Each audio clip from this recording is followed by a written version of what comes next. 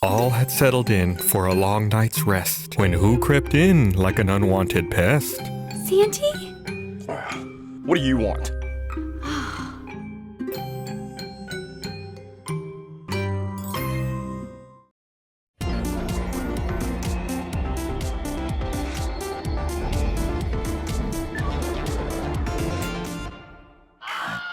Hello, everyone. Hi. Hey. Welcome to Game Club. I almost said the patch. This week we're It here is to the Patch talk. Game The Club. Patch Game Club is here. This week we're here to talk about Undertale, Yes. which is a game I actually didn't know anything about. Was it a community suggestion? Do you remember? It was a community suggestion, and I believe it was a community suggestion. And Lawrence has been playing it and posting screenshots in our chat. So I've been seeing snippets here and there, but I've only heard amazing things about it. And it was actually nominated in the Games Award. I saw that. Yes. For two different categories. I forget what it was. It was like independent game and I forgot what the other Was it category like story-driven game, or was it Games for Change or something? Games for Change. That was it. Ah, yeah. Which that I was don't know it. what does that category mean anything? Okay. I don't know what We that didn't know means. either. But it's nominated.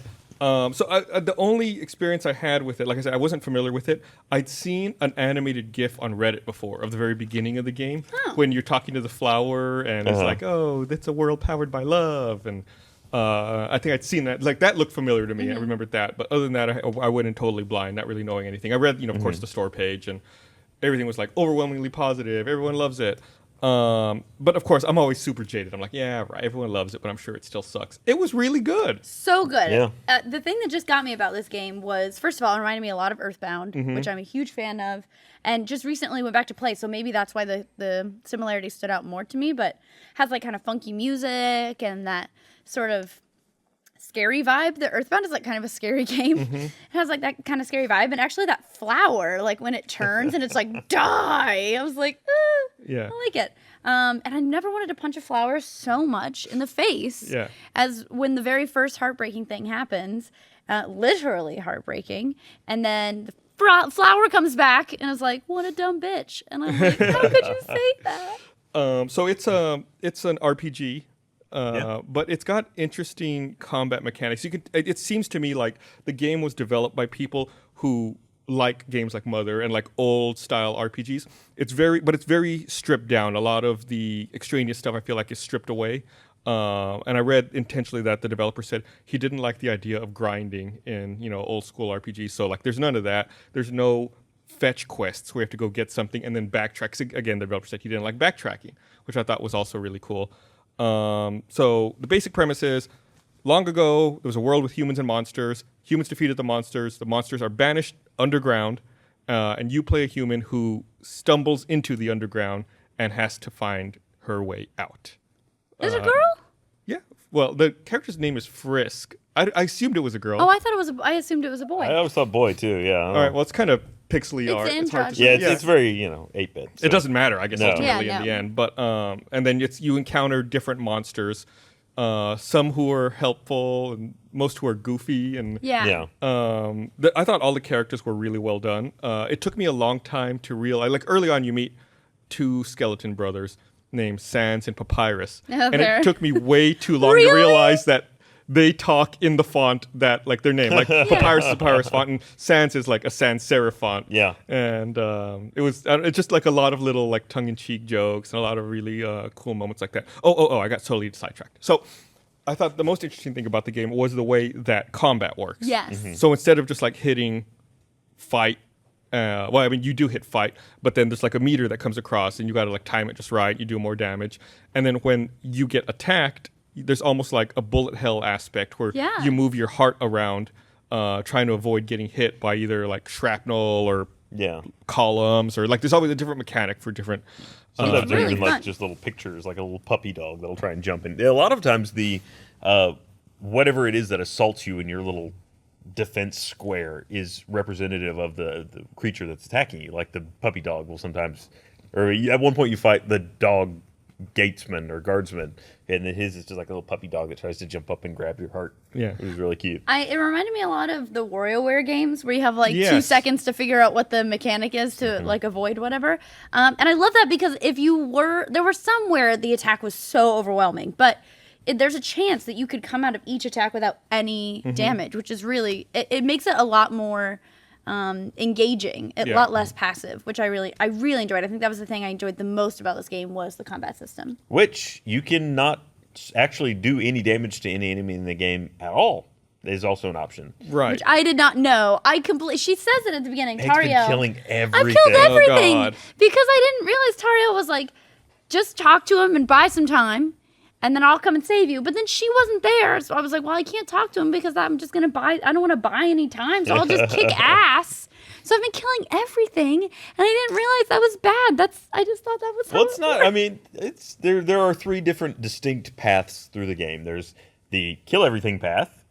The Meg way. Meg path. And then there's a neutral path where you just do a mix. You know, sometimes you can't talk it out. Sometimes you just got to give them a stab. And then you can just completely talk your way through the entire game. I can't believe that I'm on the bad path for playing the game. Yeah, well, that's you. I You mean, played it traditional. You play it the way you want to play. It is me. It's like you have a culture of violence, of video game violence ingrained in you. It is. I am only representative of the video game culture I grew up Oh, in. way to blame society. It's the culture. It's not you. It's the times, man. Cop out. Peer Next pressure. you can tell us it's your brain injury that's causing it. Hey, I bet before I hit my head, I would have talked some things out. Now Yeah. it's like, how talk, hit. The talking mechanic is actually really interesting in its own way too, because it's not just like what typically will happen is you kind of have to sort of figure out what it is that the character needs from you to be able to basically let them surrender. Sometimes like a character will show up that has like is maybe trying to tell you a joke, and if you laugh at the joke, then it's like, oh, okay, ha ha ha, all right, we're cool, and then you can just let them go. You still This get the game's gold. all about the friggin' jokes. Oh, it's so It many really is. jokes on jokes jokes. and puns. Yeah. And yeah, it's really well done. It is. the I other- loved. Oh, I'm sorry. No, go for I it. loved it when the skeletons come over and they're making jokes and it like zooms in on sand. Yeah, and he like Ba-dum, winks. Yeah, I love that. The other thing about that path too is you don't get experience. When you defeat enemies that way, you get no experience. You still get the gold, but you will never level up. Yeah, but Well, it I doesn't, have so much experience kicking ass. it doesn't seem like that really correlates to anything either. I mean, and there are items you can buy like that add defense and additional attack. Yeah. But I mean, it doesn't. I mean, you've got to do more damage and more attack the further you go in the game. But you don't need it, I guess. I mean, Defense is still relevant because even if you're talking your way out of it, you still have usually a few combat cycles that you have to go through. So you'll need to protect yourself from their attack, even if you're not attacking back. Can I say that this game, an hour in, half an hour in, whatever, breaks your heart?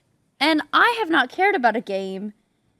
Here's the thing about Tariel or whatever her name is.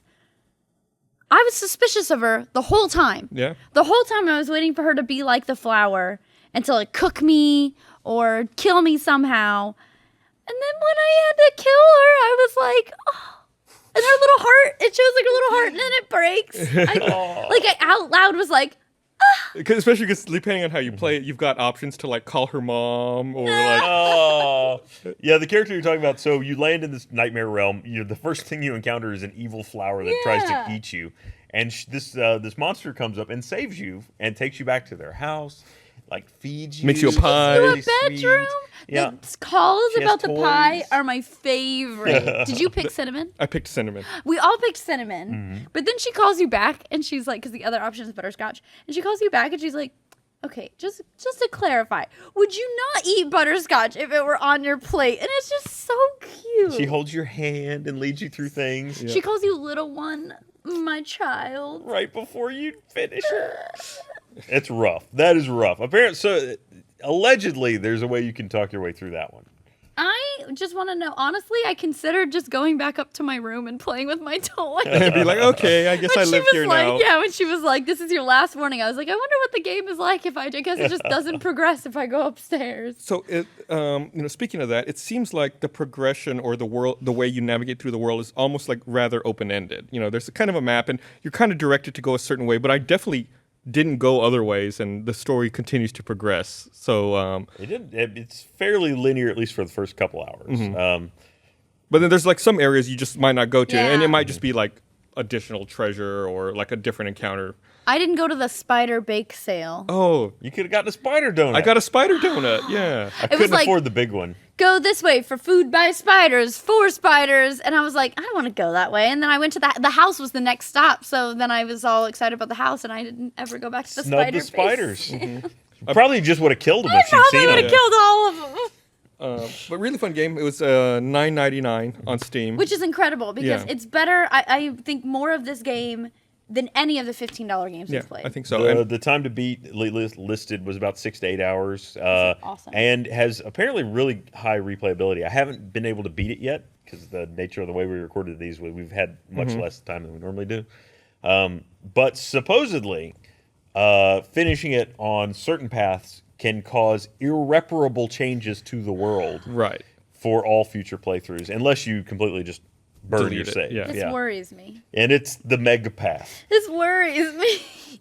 The meg path can lead to your I save guess file if I feel like I'd like to see what the damage is, but then I don't feel like tied to my save file if I've already beat it. Like screw it, I'll just trash it. I think you'd still get the other paths. It's just that there will be characters that remember essentially what happened. Isn't it like they say things like, I heard someone say, they say things like, I don't know why I don't like you, but I don't like you, or I get a pain somewhere when I look at you. What is that? Maybe that's a different game. Am I thinking of a We were different talking game? about that before. I can't remember in reference to what. It was on the patch or something, right? Yeah. Okay, never mind. Maybe it was like a Skyrim or something. I don't remember.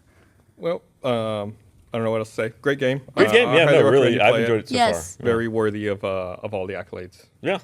Let's We, pick one. we all agreed. Let's get the cylinder out here. You wanna pi- Also, can I say I'm sorry for putting in a game that wasn't out yet? Oh, right. Yeah. There was a last minute substitution. Do we explain that?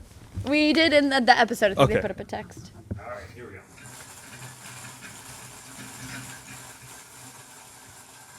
Ryan looks really pleased with himself. Yeah, he is. Look like there's more balls this week. Oh, Oh, you lost it. You fucked it up. We lost Meg. So cool. It's a community suggestion. It is Shantae and the Pirates Curse. Shantae and the Pirates Curse. Shantae. Okay.